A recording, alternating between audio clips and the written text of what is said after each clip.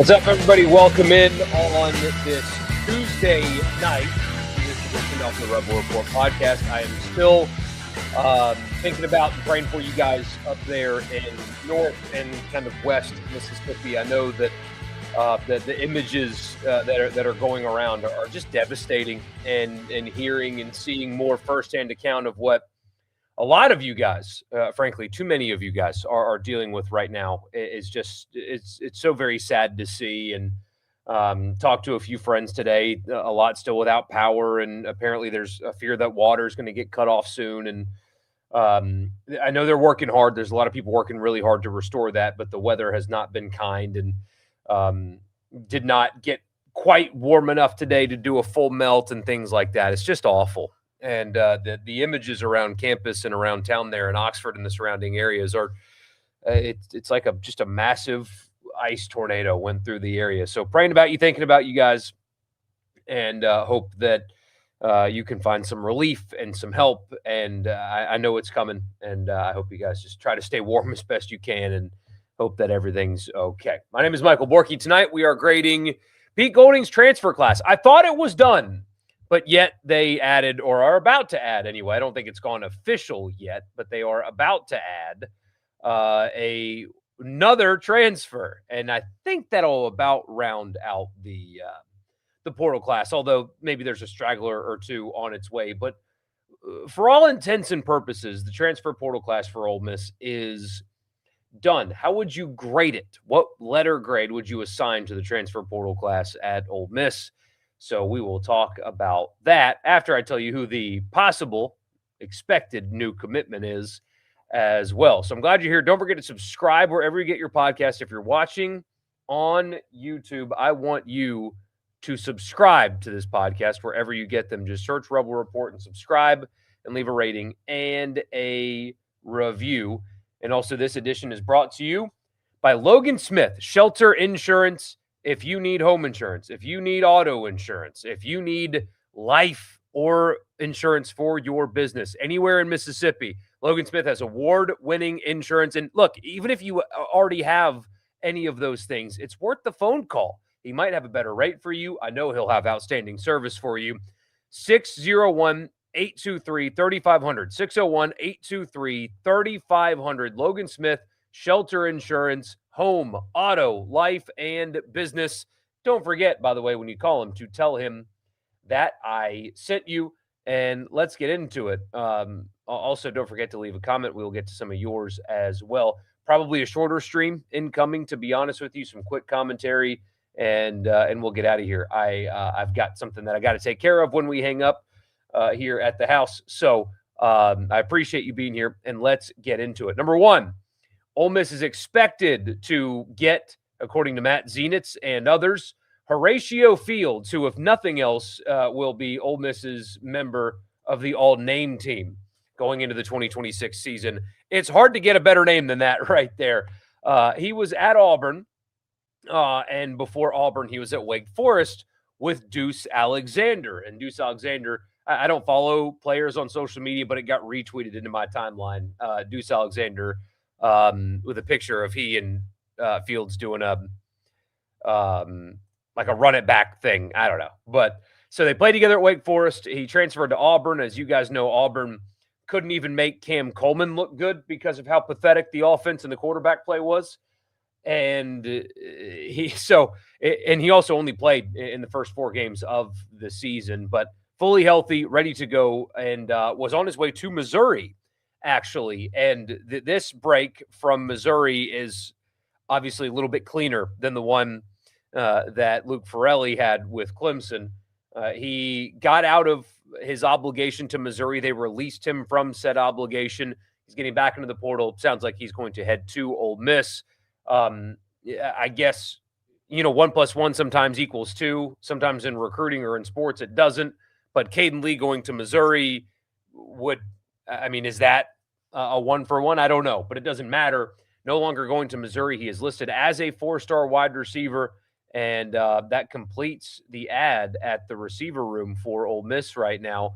And you have to like the haul, I think, with Daryl Gill, who is probably the bell cow in this class. I think Isaiah Spencer returning to Mississippi, Jonte Cook, the former 5-star, Cam Miller, the Kentucky transfer, who I think is a 1-for-1 with Winnie Watkins, and now Horatio Fields. You've got a good group of wide receivers to pair with the aforementioned Deuce Alexander, and got a group of wide receivers now in the transfer portal that I think you should feel quite good and comfortable with the haul that they've got. But I want to talk about grade now, because I mean it's an obvious one. I even said it in my tweet that I'll assign a letter grade to this class, but it's a pretty obvious one. It's a pretty easy one to make, because when you look at this transfer portal class and what they needed on paper, right? All obviously, a lot of these guys have to work out. You don't know if they will or not. We'll see what happens on the actual football field. But when you consider coaching transition and, they played deep into the playoff, obviously, while others were able to do undistracted portal recruiting. Ole Miss was able to still, through the coaching transition, through all of that, all of the staff weirdness and all that, finish with the number 2 portal recruiting class on top of the player retention. The only grade that you can give this class is an A. I think when you look at the needs that this team had, they, on paper, addressed them all. We'll see if they actually work out, but I think they really needed to get better in the secondary. More on that in a second. They did. They had to replace linebackers. They added 3 of them, 2 of which I think are really high caliber, at least from a production perspective, linebackers from their previous stop. They needed to supplement what they had on the defensive line, add a couple of edge guys. They did that. They really, with Wallace and Stribling leaving the receiver room, now Caden Lee leaving the receiver room, had to add at wide receiver. On paper, they added talent at wide receiver. I love what they did in the running back room, in particular with depth behind Keywan Lacey. If you look at all of these positions, they addressed needs in where they needed them at every single stop, especially in the secondary. I think Jay Crawford in particular is going to be a huge pickup for this team. So you have a corner rotation of him and Kite and Braxton. I think you really like what you have there at defensive back. And then adding Joseph and Aguero into the safety room, which is a position that they needed to upgrade pretty substantially. They did that. I think when you look at Ole Miss in the back end of their defense, they needed to get better there. They added some frontline starters, that they added some depth, and I am looking at that group in particular as one that you should be most satisfied with, is the group of defensive backs that they have added via transfer portal. The only thing that would stop me from going from A to A+, there's 2 things that I think prevent it from being literally a perfect class. One less so than the other. One, I think they would have benefited from adding 1 more linebacker. Maybe there is one out there that they can add, but I do think for depth in the room, it would benefit them to add 1 more linebacker. But more specifically, we talked about it last time, offensive tackle. Now, they've added bodies, and those guys have to work out, but I do think what would have made this class go from really good to almost perfect would be to add like a true, like, experienced multiple year starter type at offensive tackle. They were not able to do that, but they did add a guy with starting experience, one that was going to be a starter at Miami next year as well. You kept Terez Davis. So there's a pathway, and I'm not going to doubt John Garrison anymore, because of, he proved it this year, getting that group to go from where they were at the start of the season to where they were at the end of the season is a pretty remarkable coaching job from the Ole Miss offensive line coach. So not going to doubt him again, but there is a lack of experience at tackle that they could have addressed that they did not. So that's the only thing to me holding this class back from going from A to A+. But by and large, there is no way that you can look at what they have currently done with retention and with portal additions and not think that they've done one heck of a job. But that does come with some increased expectations. And I will put a video out there for you guys tomorrow of something that I talked about on the radio show today, where I think that there's a lot of pressure, frankly, on Pete Golding to win in 2026 because there aren't really any excuses for him not to. So that'll come your way tomorrow. But A is the obvious grade with this portal class, finishing second and addressing the needs where they did. There's a lot of depth in a lot of places now as well. This looks really, really good. So kudos to Pete Golding and staff for closing the way that they did. Before I get to a few of your comments, and again, this is going to be a shorter one tonight, more of a quick commentary than anything else. I cannot stay long, but I do want to tell you that the podcast is brought to you in part by Priority One Bank, 16 locations in Mississippi. So there's likely to be one near you because that's where I bank. There's one right down the road from me. Bank with me at Priority One Bank. They have local loan servicing and decision-making, so you don't need to hop on Zoom or get on the phone or talk to somebody out of state. It's somebody that's right down, that'll sit right down in front of you, I should say, and get to know you face-to-face. The online banking platform is outstanding as well. So check them out and bank with me at Priority One Bank. Also, Advantage Business Systems for all of your office technology needs, absms.com. All right, this being the first true portal class for Pete, think he nailed it, honestly. It really is quite good. There's very little room to complain. Again, I was kind of nitpicking a little bit, but yeah, those are your areas where you have some questions. And other than that, you should be super thrilled with that. What will happen with this tampering situation? Honestly, it is a good question. I don't know. I think anybody that is truly speaking of from a position of absolute knowledge is speaking out of turn, because this is unique, right? The NCAA said that they have processed tampering complaints a lot, and sure, maybe they have.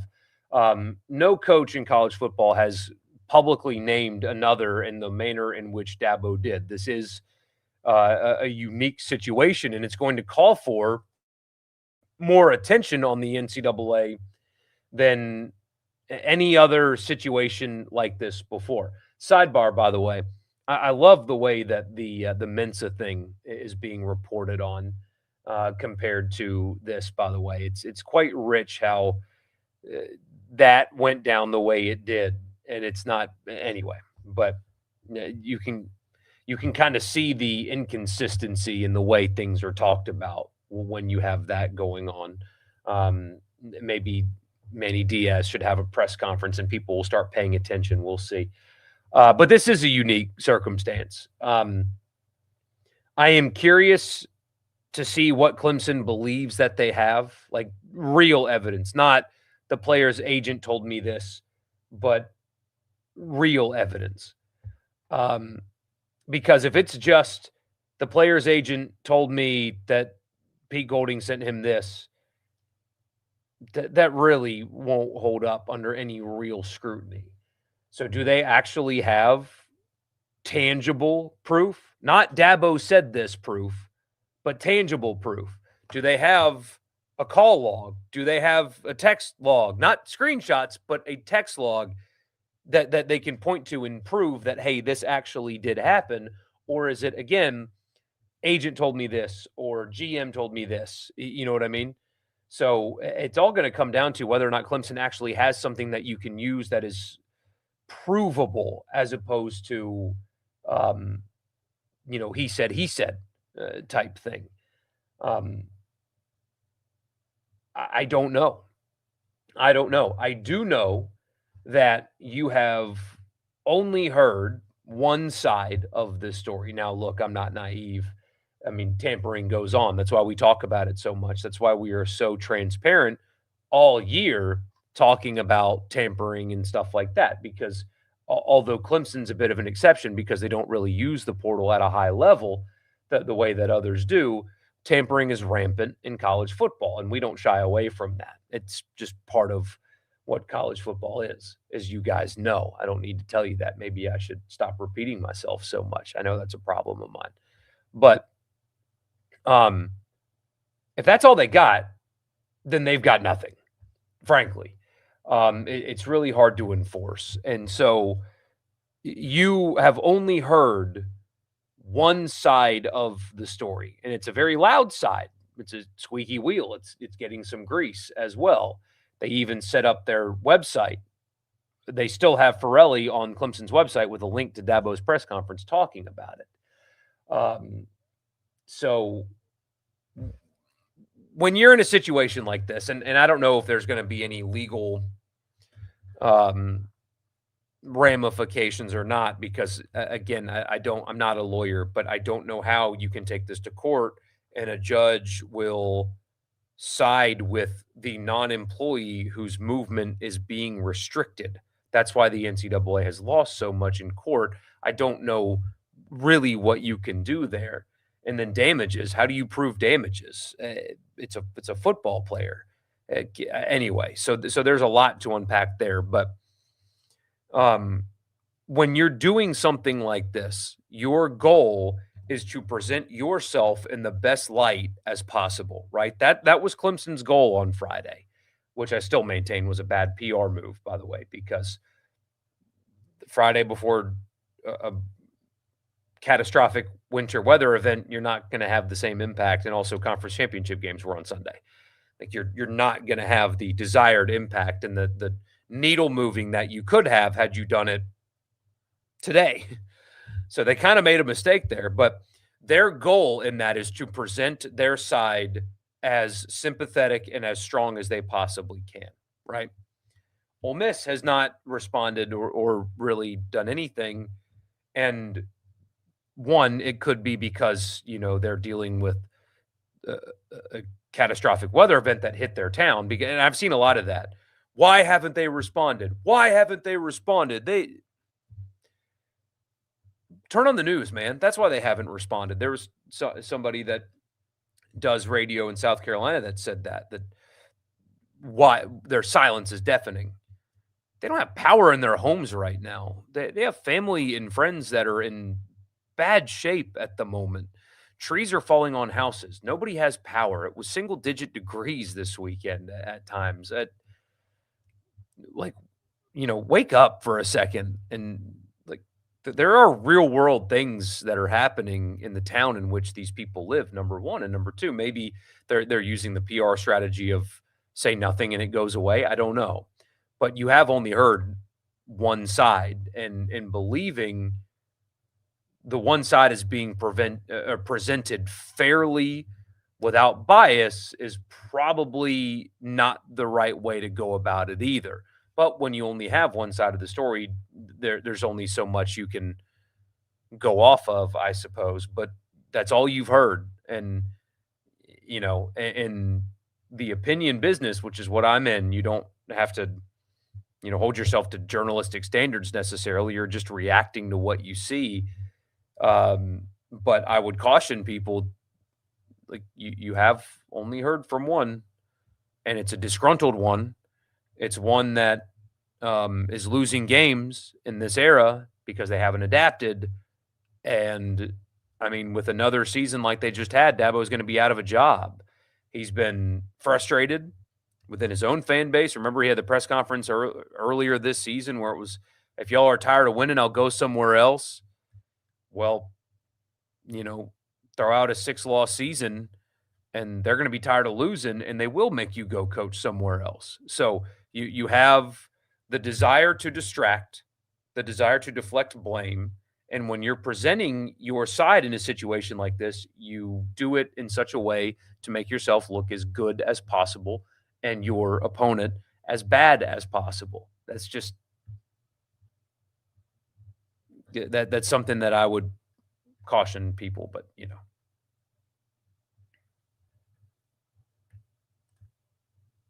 February 12th hearing date on Trinidad Chambliss. Yeah, there's a chance that I go to that, quite frankly. We'll see. Strengths and weaknesses of the two potential starting tackles, other than never having played for Ole Miss. So I don't know what two it's going to be. We'll do that more around spring practice if there's any level of access to spring practice. Um, Although they're not going to tip their hand on a starter then either. But I hope that we're going to be able to get to see practices. That's what I'm hoping for, is to be able to see them, because I do think that would be very important. I mean, for a lot of reasons, right? Number one, you guys know me. I think that if you're paying for the roster, you should be able to see your roster prepare. If you donate to the collective, et cetera, you should be able to see your new players practice in the spring. But also, the spring is going to be important for those tackles to kind of figure out who is in line to start going into this year. This level 2 violation should only be a 1-game suspension of Pete if proven, because the NCAA doesn't have subpoena power. It's generally what it looks like. Most people, I mean, even if they can prove it, there's going to be calls for the NCAA to, do something about it. But also, what I've loved so far, it's been almost 4 days, and I've seen a couple of articles that was like, Clemson's AD says he has, like, administrators have voiced support for their cause, stuff like that. That said, he had coaches telling him to keep going. Well, who are they? If you have all of these coaches and administrators reaching out to you to tell you, like, to keep fighting the good fight, why aren't they publicly talking about fighting the good fight? Why aren't they? It's almost as if there's a reason that they're not. That's just me. Maybe I'm off base there, but if you tell me that all these people are supporting you, well, who are they? Why are they not being public about it? Why is it only you that's being public about it? I've got some theories on that. No need to respond. They did nothing wrong to explain. Guess that depends on what your definition of is.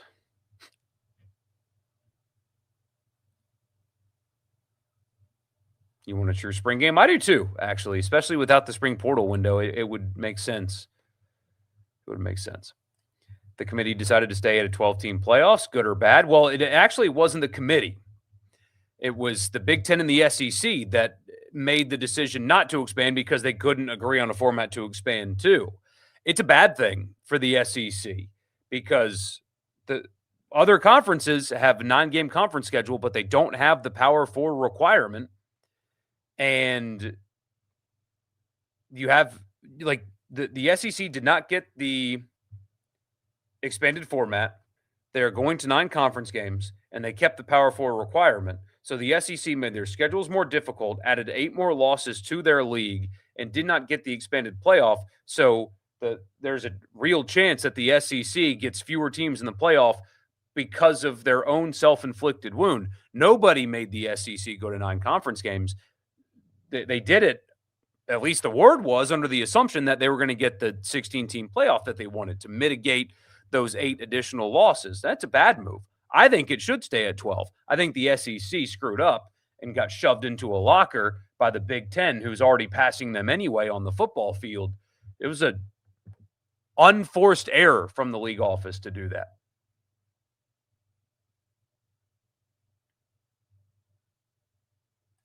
Farrelly came out and said Clemson did not have what he needed to build his NFL career, outdated equipment and outdated training techniques. He felt Ole Miss was much superior for his needs. Did he?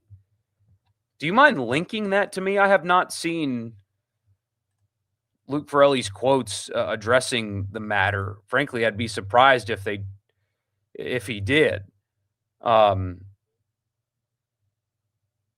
So if you don't mind sending me a link to those quotes, because I have not seen them.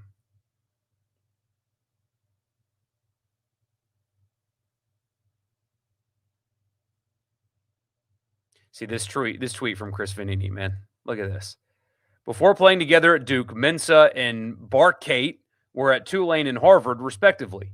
So if you talk about Miami taking them from Duke, remember Duke took them from somewhere else too. Well, it is so interesting how that is being framed in this case. When Miami very clearly tampered to get them, now suddenly That's how it's being spun.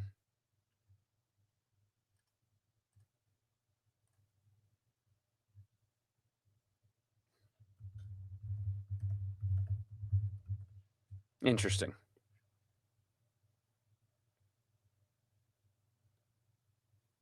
Yeah, similar to Watkins with LSU saying, yeah, the technology thing that made me laugh. That made me laugh pretty bad. So anyway, also, I guess the women's basketball game got moved. That was supposed to be on campus. I am curious to see if they do the same for Saturday's game because, I mean, as you guys know, they've closed the campus until Sunday. And I mean, how can you justify the campus being open? And I assume, I mean, they got a few days now, but um, there's still going to be a lot of work to do. I don't know how you can host a basketball game on that campus considering what has happened to it. So part of me wonders if they follow the women's route and find a different venue to play in for Saturday's game. That's a big one. I mean, if Ole Miss doesn't win this game, the season's basically over. If they do win the game, they still have an impossible, I mean, just an incredible uphill climb to get back into meaningful basketball. But this game does matter. And I don't know if that's also a possibility for them or not. You're welcome, man. Thank you for being here. Really appreciate you. Off topic and random, but any thoughts or insight on the Mississippi JUCO situation? I'm also an SMCC alum and would hate to see it become a satellite campus. Yeah, I'm confused at why, like, what the benefit is for that. Why they would consolidate the junior colleges? Is there a financial issue? Um, I don't know. I I can't speak on it because I don't know much about it, and I would just be more ignorant than I actually am, um, which is pretty hard to do. About to have a fight at the end of the Pels game. Yeah, I saw that. Sadiq Bey, man. I actually like him. He's one of the few bright spots on this team. Otherwise, a pretty pathetic basketball team and a waste of year. So glad that we have um,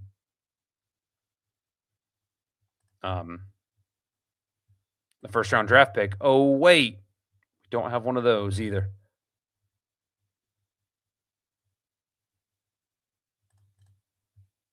Anyway, y'all don't care about Pelicans basketball. I'm gonna get out of here. Really appreciate. I know it's a bit of a shorter one tonight, but I got to get going. You guys are the best. Don't forget to subscribe to the podcast feed wherever you get them, and I will see you on the next one. Y'all have a good night.